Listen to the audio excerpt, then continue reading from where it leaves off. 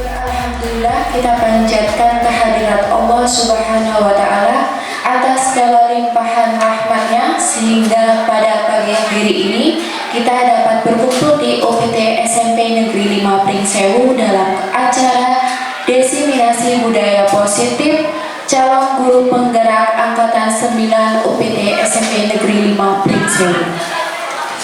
Untuk membuka acara hari ini, marilah kita bersama-sama membaca lafaz basmalah. Bismillahirrahmanirrahim. Selanjutnya, menyanyikan lagu Indonesia Raya. Hadirin dimohon untuk berdiri.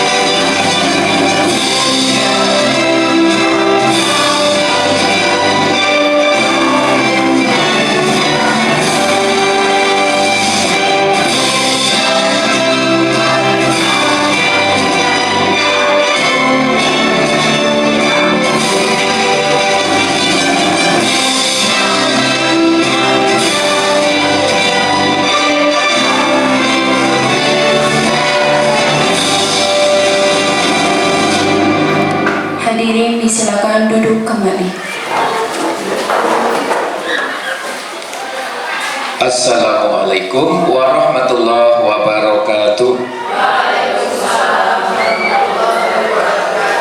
Alhamdulillah wa syukurillah wa la hawla wa la quwata illa billah. Asyhadu an la ilaha illallah wahdahu la syarika lah wa asyhadu anna Muhammadan abduhu wa rasuluhu la nabiyya ba'da ma ba'd. Tapi pun masih tergolong pagi lah ya. Ya belum ada jam 11. Jadi kita tetap semangat ya. Semangat pagi.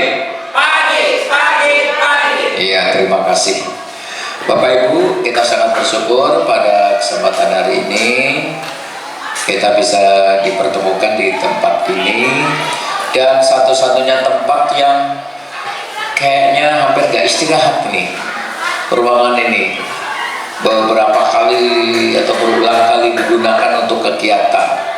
Kemarin sampai sore masih berserakan untuk ekoprint pelatihan. Hari ini sudah berbeda acara, mungkin besok sudah acara pelagi. Inilah salah satu gambaran, mudah-mudahan sekolah yang terus berusaha untuk berinovasi, berkreasi tiada henti.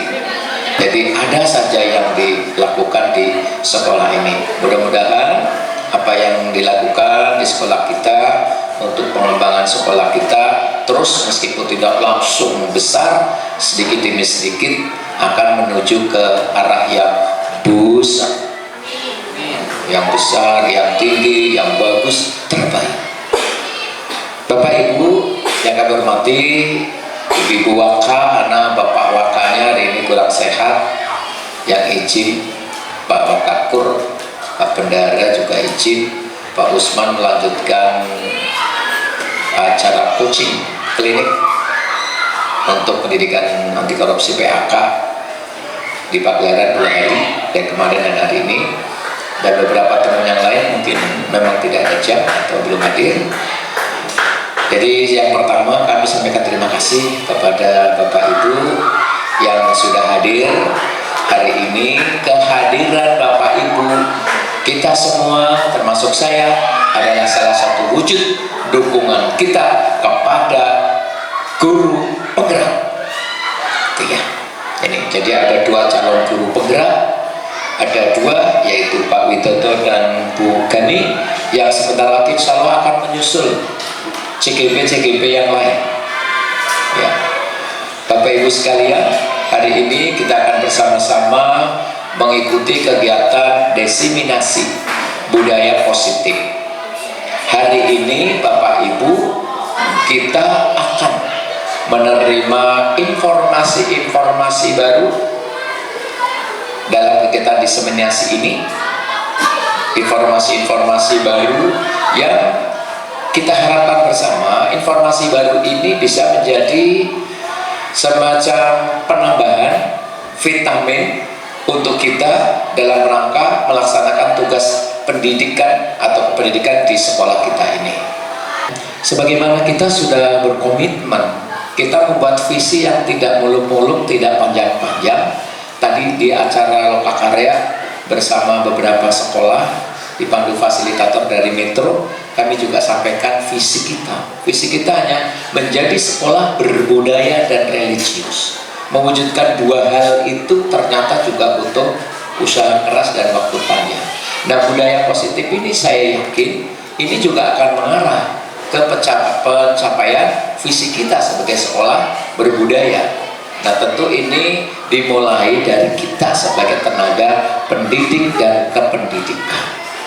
Karena ternyata anak SMP ini, meskipun kita latih kemandiriannya, ternyata masih banyak faktor yang mempengaruhi anak-anak itu justru banyak dari kita, dari guru. Maka kehadiran guru memang sangat diharapkan, dan sehebat teknologi apapun kehadiran guru di hadapan murid tidak bisa tergantikan oleh secanggih apapun sebuah teknologi.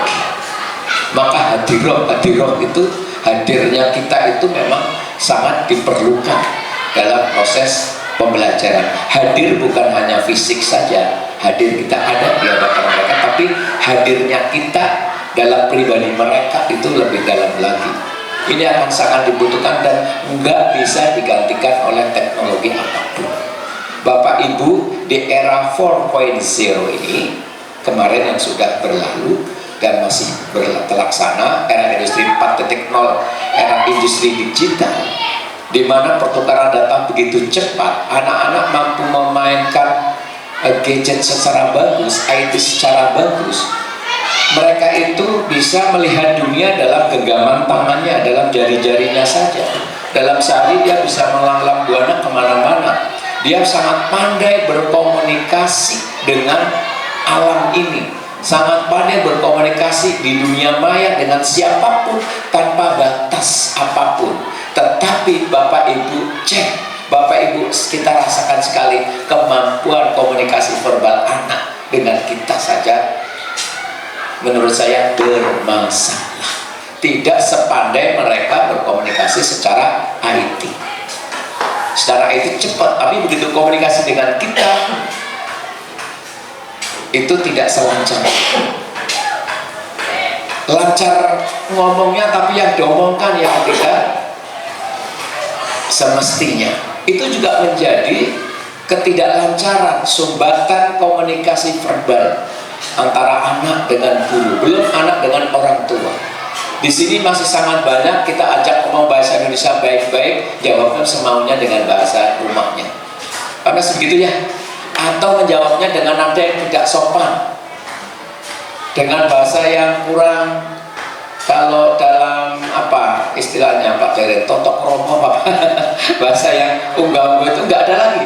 Jadi kayaknya bahasanya tuh main jeletok aja gitu. Ya, ini budaya yang tidak positif. Ini jadi kemajuan zaman itu, kemajuan IT, kalau tidak dibandingin dengan akhlak, tidak dibandingin dengan budaya-budaya positif itu akan termarginalkan budaya sendiri, sehingga akan tercipta anak-anak yang maaf Bapak Ibu sekarang jujur aja lah, jangankan anak-anak kita itu megang HP ini betah setengah jam, 1 jam, yakin 1 jam nggak bosan, nggak percaya coba. Dan ini sudah sering saya buktikan, Bapak Ibu lebih suka mainan HP ini. Tapi coba sekarang kasih buku suruh baca, jangan maaf, saya baru baca setelah halaman bisa mulai tarik ya gitu ya.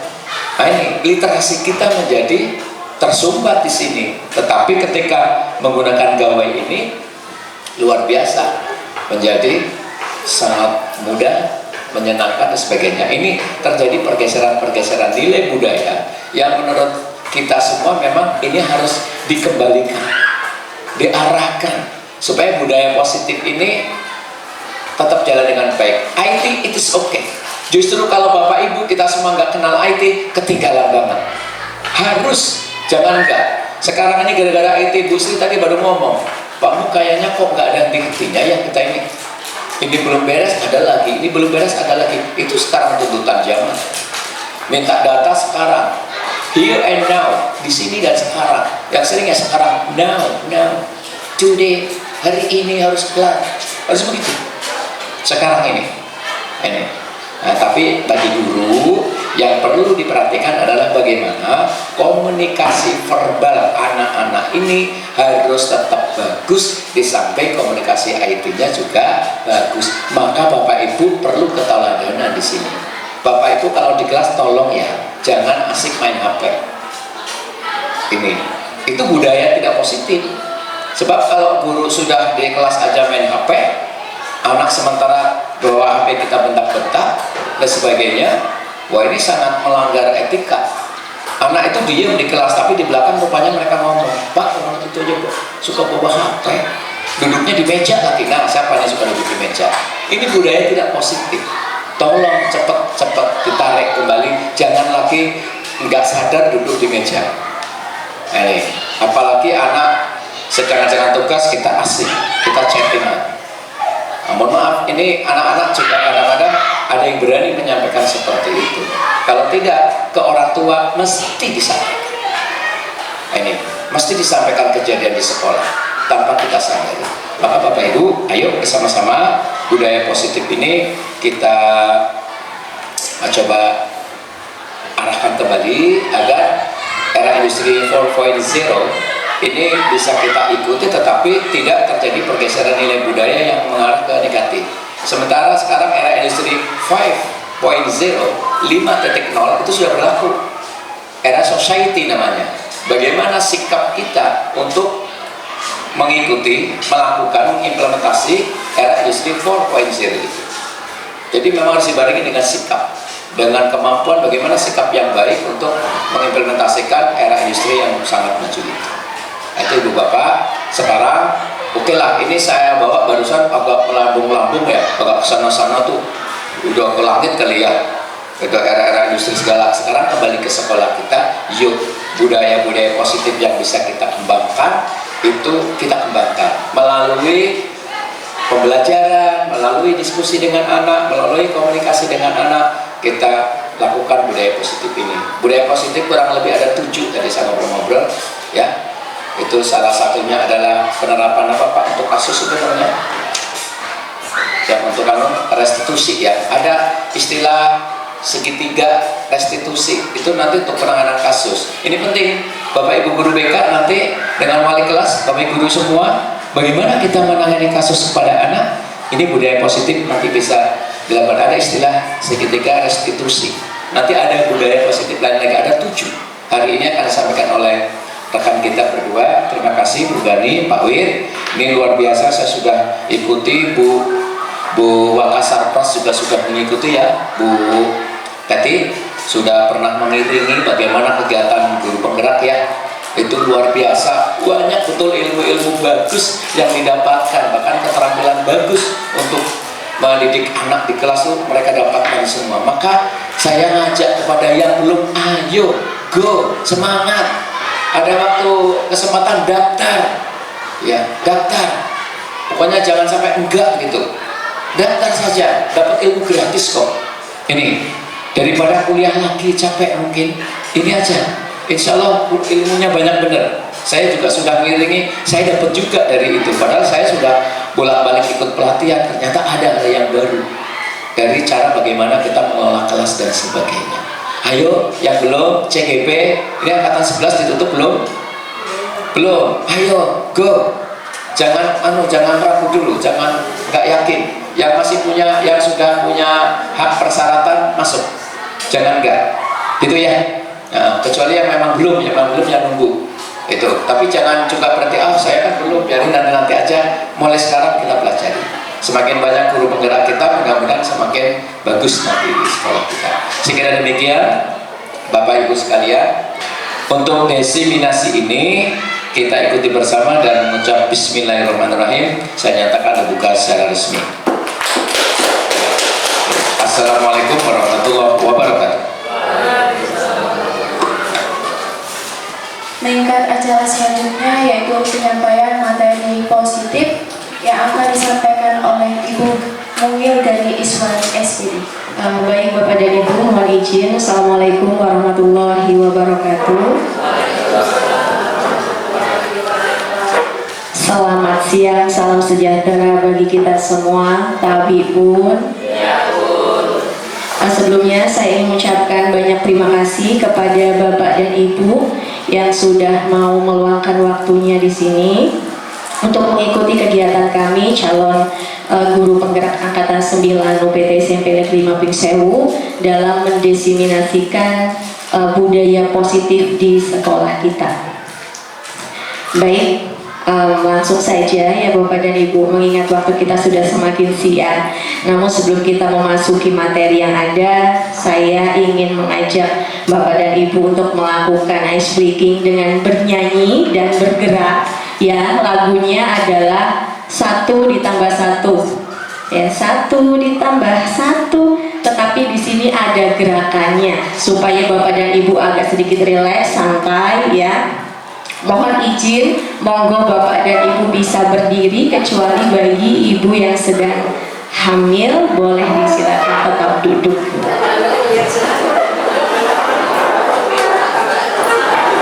Baik, jadi di sini ada gerakan ya Bapak dan Ibu. Ketika saya bilang 1, berarti tangan kanannya diangkat. 1, kemudian tambah disilang ditambah 1 kemudian sama dengan 2, kemudian 2 ditambah 2, kemudian nanti sama dengan 4. Kok tidak usah diangkat ya, gini aja, 4. Kemudian 4 ditambah 4 nanti sama dengan 8. Pinggulnya sedikit digoyang. Kemudian ketika 16 sama dengan 16. Ya Bapak dan Ibu, kita coba ya Bapak dan Ibu. Dimulai dari sekarang ya. 1 ditambah 1 sama dengan 2. 2 ditambah 2 sama dengan 4. 4 ditambah 4 sama dengan 8. 8 ditambah 8 sama dengan 16. Oke, baik, tepuk tangan untuk kita semua. Terima kasih Bapak dan Ibu. Boleh duduk kembali. Ada tebak logika ya. Saya yakin Bapak dan Ibu di sini luar biasa, pasti bisa menjawab tebak-tebakan ini. Ada satu kata kunci Bapak dan Ibu di situ, bumi itu bulat. Kemudian jika 10 sama dengan 1, lalu 18 sama dengan 2, berapakah 8? Dengan kita merajuk pada kata kunci bumi itu bulat. Jika 10 sama dengan 1, lalu 18 sama dengan 2, berapakah 8? Biasanya guru matematika ini jago logika. Oke, baik. Silahkan Pak Tohirin. Jawabannya 1. Kurang tepat. Gimana Ibu Nur? Oke, Ibu Nur menjawab 2. Kita beri tepuk tangan untuk Bu Nur Laila. Ya, luar biasa. Dengan clue bumi itu bulat. Berarti yang dihitung adalah ya lingkarannya. Oke. Mungkin itu saja ya yang untuk pengantar kita supaya kita lebih fokus ya. Jadi di situ ada clue-nya, bumi itu bulat, sehingga yang dihitung adalah bulatannya. Ya. Udah paham? Baik, next.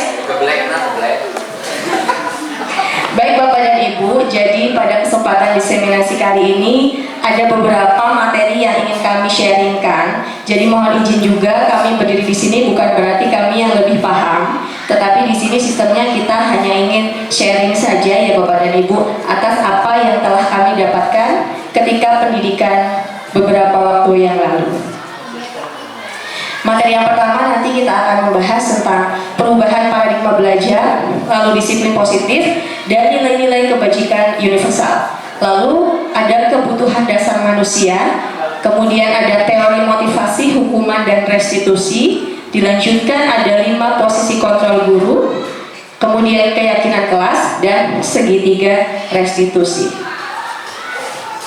Ya, yang pertama adalah tentang pembelajaran dengan paradigma baru. Ya, adalah pembelajaran yang dirancang berdasarkan prinsip pembelajaran berdiferensiasi, sehingga peserta didik belajar sesuai kebutuhan dasarnya berdasarkan tahap perkembangan sesuai teori psikologi modern mewujudkan profil pelajar Pancasila. Jadi betul Bapak dan Ibu, mungkin selama ini kita di kelas ya Bapak dan Ibu, termasuk saya, sebelum saya mengikuti pendidikan guru penggerak, terbiasa melakukan kegiatan pembelajaran yang sifatnya klasikal atau lebih kepada teacher center. Yang harus digarisbawahi di sini adalah kita harus menyadari sebagai seorang guru bahwasanya anak didik kita itu adalah pribadi yang unik, tidak sama. Kalau misalkan ada 10 kepala di dalam satu kelas, 30 kepala di dalam satu kelas, berarti ada kurang lebih 30 karakter, 30 perbedaan.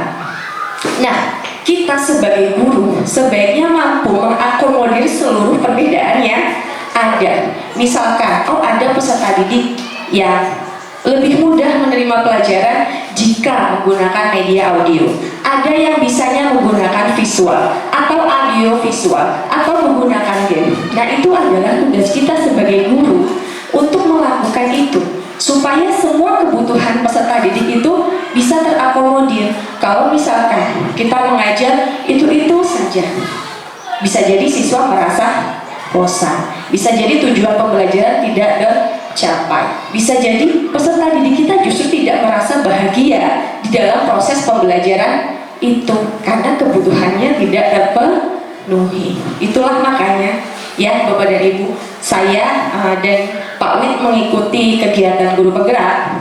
Salah satunya di situ kita mendapatkan insight yang baru tentang sebenarnya seperti apa sih posisi seorang guru. Seperti itu. Next Pak. Nah, di sini ada tujuan pendidikan menurut Ki Hajar Dewantara Bapak dan Ibu, yaitu untuk menuntun segala kodrat yang ada pada anak agar mereka dapat mencapai keselamatan. Jadi, seorang guru itu kita tugasnya hanya menuntun tumbuh kembang anak sesuai dengan kodratnya. Ya, kita tidak bisa memaksa apapun. Dalam hal ini guru itu hanya bersifat seperti seorang petani. Ya, misalkan sekolah ini adalah lahan pertanian dan siswa itu adalah tanamannya. Ketika di dalam lahan pertanian itu adanya padi, ya kita tuntun untuk menjadi padi yang bagus. Tidak bisa padi dituntut untuk menjadi jagung. Itu tidak bisa. Ya, jadi di sini selama pendidikan kita diberikan pengetahuan baru bahwa selama ini ternyata mungkin masih banyak dari kita yang kurang tepat memposisikan diri sebagai seorang guru. Next Pak.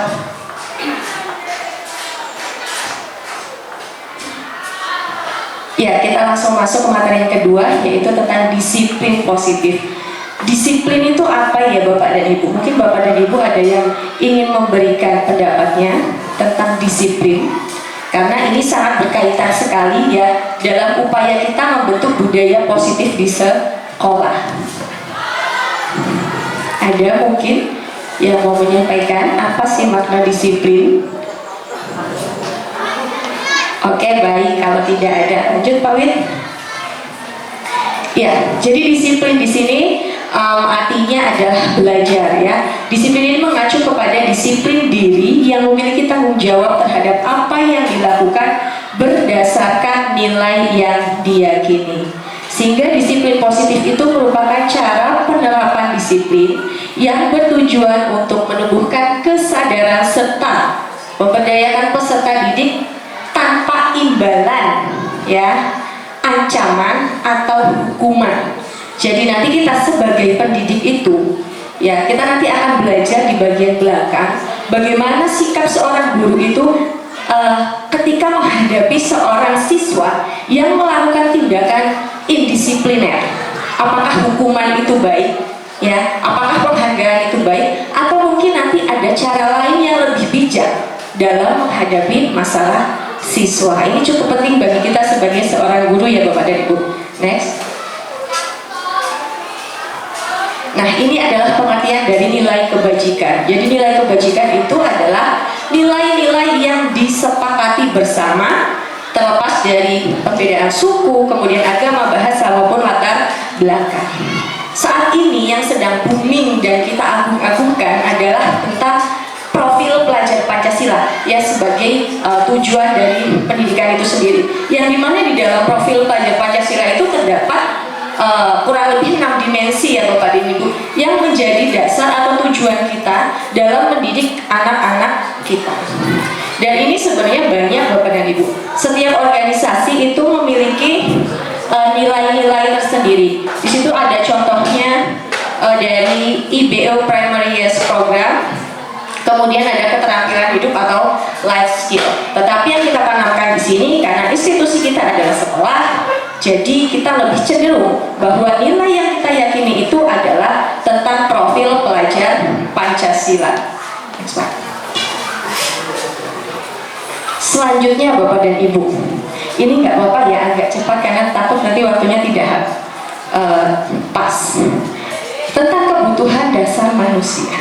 Yang namanya manusia ya kita manusia, siswa kita juga manusia. Maka dari itu sebagai seorang guru, kita itu harus paham dulu nih kebutuhan dasarnya ya, supaya nanti ketika siswa kembali lagi melakukan tindakan-tindakan negatif ya yang lebih mengarah kepada bukan budaya positif, kita bisa menempatkan posisi kita untuk bagaimana cara kita memperlakukan siswa kita yang melakukan kesalahan. Ingat Bapak dan Ibu ya, jadi nanti kita akan belajar bahwa hukuman itu bukan satu-satunya solusi dalam menyelesaikan masalah kepada siswa ya. Di sini ada 5 kebutuhan dasar Bapak dan Ibu. Yang pertama adalah tentang bertahan hidup, kemudian ada rasa kasih sayang dan rasa diterima, kemudian ada kebutuhan penguasaan, lalu ada kebutuhan kebebasan, dan yang terakhir adalah kesenangan. Kita lihat kasusnya ya. Di sini sudah ada contoh kasus. Misalkan seperti ini. Jadi Ibu Ria adalah guru kelas 6 SD Permai sedang bingung menghadapi ulah salah satu siswa di kelas yang bernama Agus. Beberapa anak telah datang dan mengeluh bahwa Agus sering sekali meminta bekal makan siang dengan paksa. Jika Anda menghadapi situasi seperti ini, apa yang akan Anda lakukan sebagai guru? Menurut Anda, apa kira-kira alasan Agus melakukan hal tersebut? Nah, ketika kita memahami apa sih sebenarnya kebutuhan dasar siswa kita, mungkin kita akan melakukan solusi yang tepat dalam menangani kasus ini tanpa kita memberi sebuah hukuman. Ya Bapak dan Ibu, lanjut. Nah, kita harus mengidentifikasi terlebih dahulu dari kasus tadi. Kira-kira sebenarnya kebutuhan dasar apa sih yang dibutuhkan oleh Agus sehingga Agus kok bisa melakukan tindakan seperti itu. Ketika kita sudah mampu mengidentifikasi permasalahan yang ada, maka tindakan kita juga akan lebih tepat dalam upaya membentuk budaya positif. Ya, bukan mendewakan hukuman untuk mendisiplinkan siswa, karena memang ada cara yang lebih bijak dari itu. Ya Bapak dan Ibu. Jadi di sini Agus merasa lapar dan orang tuanya tidak membawakan bekal makan siang. Itu dia merasa kebutuhan bertahan hidupnya kurang. Kemudian teman Agus jadi perhatikan Agus, berarti Agus ini butuh kasih sayang dan rasa diterima. Kemudian dia merasa hebat karena teman yang jadi takut dan berusaha menuruti keinginan Agus. Dia butuh penguasaan. Lalu Agus merasa bosan dengan bekal yang dibawakan oleh orang tua karena selalu sama. Jadi dia merasa kurang bebas. Dan terakhir Agus hanya iseng dan menikmati ekspresi temannya yang kesal atau kebutuhan kesenangan. Ketika kita sudah mengidentifikasi ini, kita mungkin bisa ya melakukan langkah-langkah untuk ternyata Agus itu butuh kasih sayang. Berarti bagaimana seorang guru untuk bisa mencari solusi dari kurangnya kasih sayang Agus? Apakah dengan kita melakukan komunikasi dengan orang tua dan lain sebagainya? Karena kembali lagi, untuk mencapai tujuan pendidikan tidak bisa diletakkan pada satu orang, tetapi kita butuh saling kolaborasi, dan dalam hal ini orang tua tetap harus dilibatkan. Lanjut Pak Lid. Nah, ini Bapak dan Ibu, semua perilaku yang dilakukan itu pasti memiliki tujuan atau motivasi. Berbicara tentang teori motivasi, ini juga ada korelasinya tentang perilaku-perilaku yang dilakukan oleh peserta didik kita di sekolah, Bapak dan Ibu ya, terutama dalam upaya menegakkan budaya positif di sekolah. Bisa jadi ya Bapak dan Ibu, peserta didik kita itu ketika melakukan sesuatu, sebut saja tentang peraturan, itu karena satu, dia takut hukuman. Kemudian yang kedua, karena dia ingin mendapatkan penghargaan, atau memang sudah tumbuh di dalam hatinya untuk bisa menghargai diri sendiri. Nah, ini adalah bentuk motivasi internal yang positif yang menjadi tugas bagi kita sebagai seorang guru. kita harus bisa menanamkan ya rasa keyakinan tersebut di dalam siswa, sehingga nantinya kedepannya siswa itu bisa melakukan tindakan-tindakan yang lebih positif sebagai upaya untuk menegakkan budaya positif di sekolah. Gitu. Berbicara tentang peraturan, ya Bapak dan Ibu, peraturan, kemudian siswa, pasti ada dua hal penting di dalamnya, yaitu hukuman dan konsekuensi. Yang tadi saya sudah katakan, itu dua hal yang tidak dapat kita pisahkan. Terkadang sebagai seorang guru tanpa sadar kok kita pasti sudah melakukan dua hal ini. Kita pernah pasti melakukan hukuman kepada siswa. Kita juga pasti pernah membuat sebuah konsekuensi ya yang kita terapkan kepada siswa jika siswa itu melakukan sebuah kesalahan. Di sini ada tabel perbedaan antara hukuman dengan konsekuensi Bapak dan Ibu.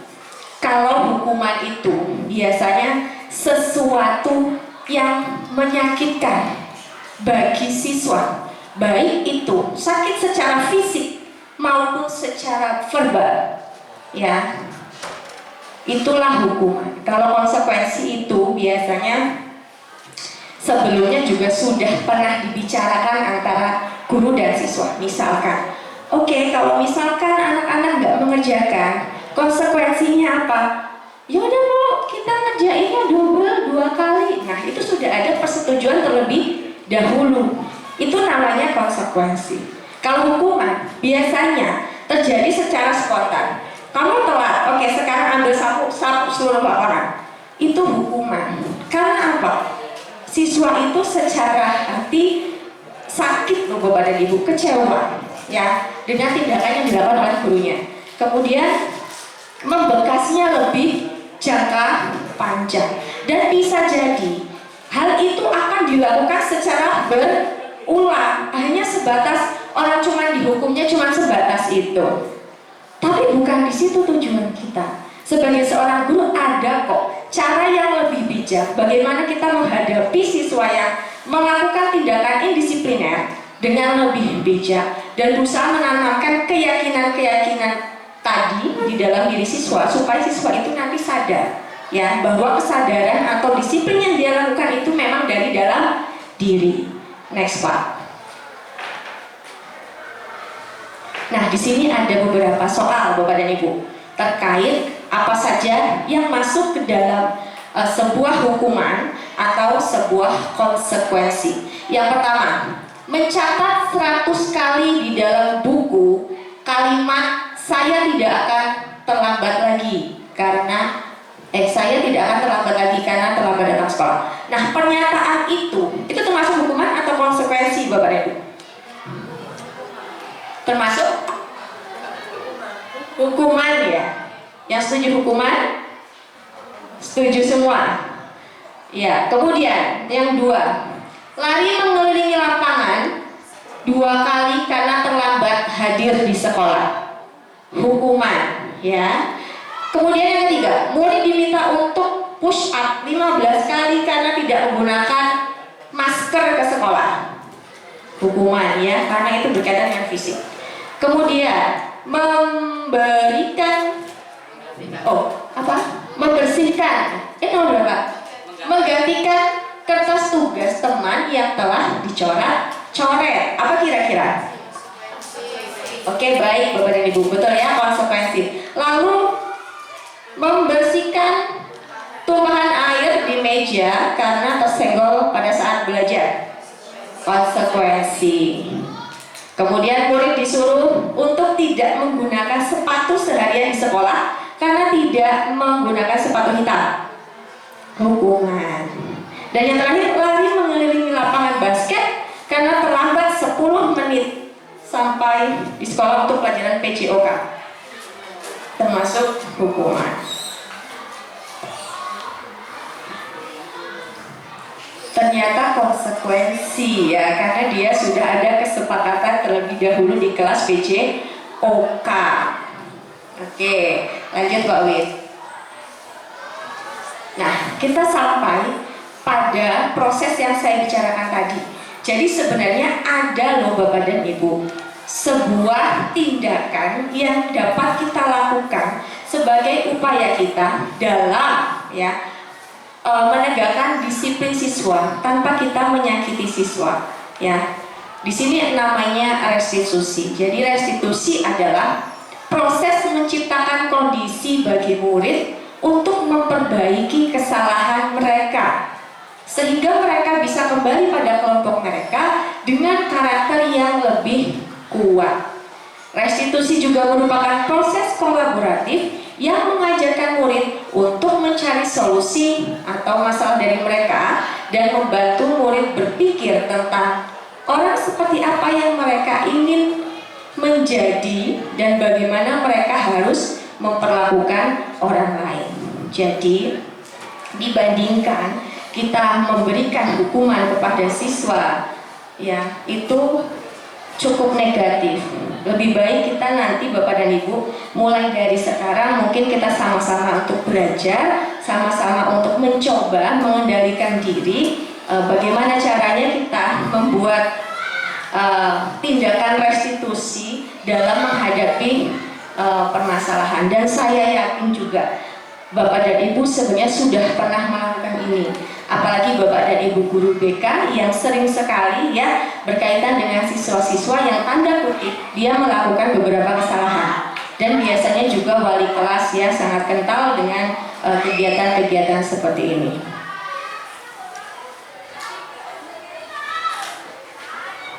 Ya, ini adalah tabel tentang perbedaan hukuman, konsekuensi, dan restitusi. Kalau konsekuensi dan restitusi itu bisa disebut dengan identitas yang sukses ya dalam mengolah kegiatan disiplin siswa. Nah, kalau yang hukuman itu lebih kepada identitas gagal. Ya, jadi hukuman itu sebenarnya sebisa mungkin menjadi alternatif terakhir seorang guru dalam menghadapi permasalahan siswa. Ya, jadi sebenarnya banyak hal positif yang bisa kita lakukan. Nah, ini ada beberapa ciri restitusi yang nanti Bapak dan Ibu mungkin bisa kita amati contoh restitusi itu seperti apa. Di sini restitusi itu bukan untuk menebus kesalahan, namun untuk belajar dari kesalahan. Kemudian memperbaiki hubungan, kemudian tawaran, bukan paksaan. Ya, sekali lagi, kita itu pribadi yang berbeda. Kita tidak bisa memaksa kemauan kita kepada orang lain, termasuk siswa. Jadi yang bisa membuat sesuatu menjadi baik atau buruk ya cuman diri kita yang sanggup mengontrol. Ya.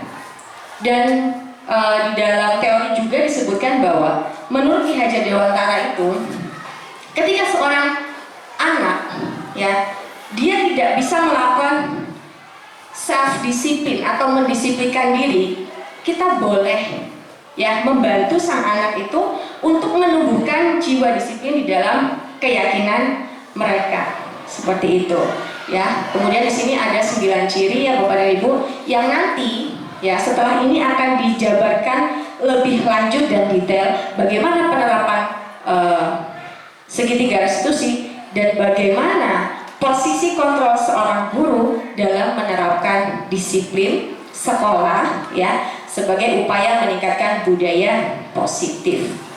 Mungkin itu saja pengantar teorinya dari saya. Nanti akan dijelaskan lebih lanjut oleh Pak Widodo. Terima kasih. Saya akhiri. Bila taufiq wal hidayah. Wassalamualaikum warahmatullahi wabarakatuh.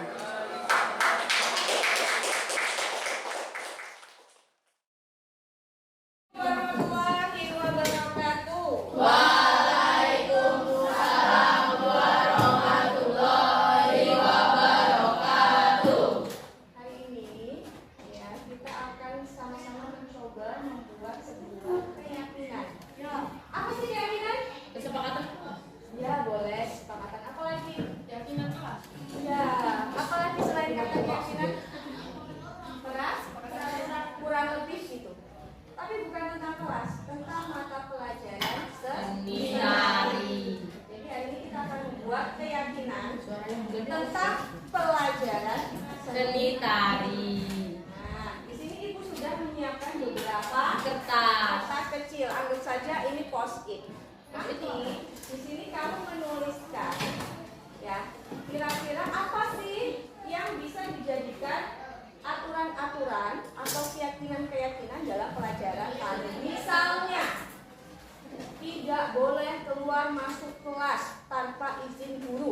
Ya. Misalkan lagi, tidak boleh makan ketika pelajaran berlangsung. Gainya. Paham?